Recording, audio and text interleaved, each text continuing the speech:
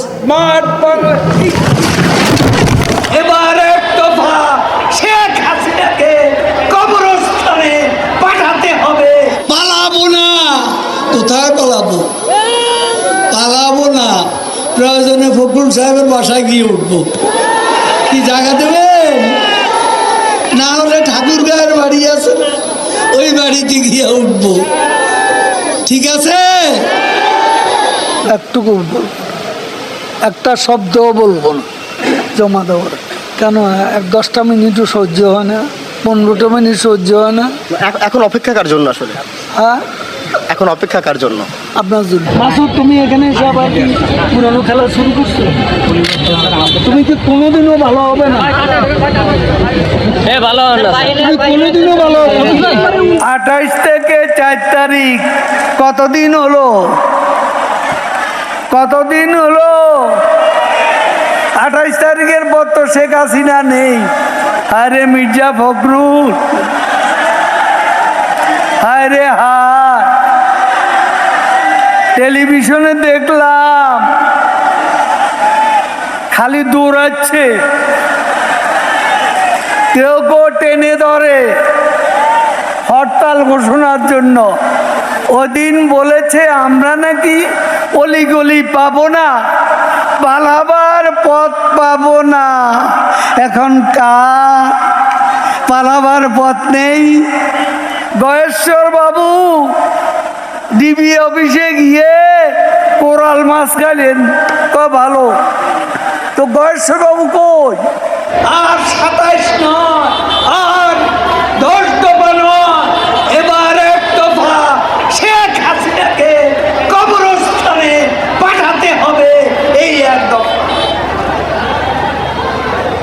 এটা কি আপনারা শুনেছিলেন? আজ তাই বলতে চাই, ফখরুলের মনেও সেই কথা। শেখ হাসিনা ভাগ্যবতী, হ্যাঁ, আল্লাহর ইমানদার বান্দা, এবং সেজন্যই বাংলাদেশ ওই 10 নম্বর মহাবিপদ সংকেতের মধ্যে তেমন ক্ষয়ক্ষতি সম্মুখীন হয়। আওয়ামী লীগ কচু পাতার উপর ভোরের শিশির বিন্দু নয়, টোকা লাগলেই পড়ে যাবে। একথা যদি মনে করেন ভুল করছি। দিবা স্বপ্ন, এই প্রশ্নের অনেক জবাব দিয়েছি, তুমি জবাব দাও। এটা অনেকবার বলেছি, আর বলতে চাই। কথায় কথা ভালো, পরে হেডিং ওটা। তারপর দিন তারিখে দিয়েছি কবে সরকারের পতন হবে। দিবা স্বপ্ন, দিবা স্বপ্ন। বিলবোর্ডে চেহারা সামনে দিকে আনে। শেখ হাসিনা ডিজিটাল করে সবারই নায়ক বানাইয়া দিয়েছে।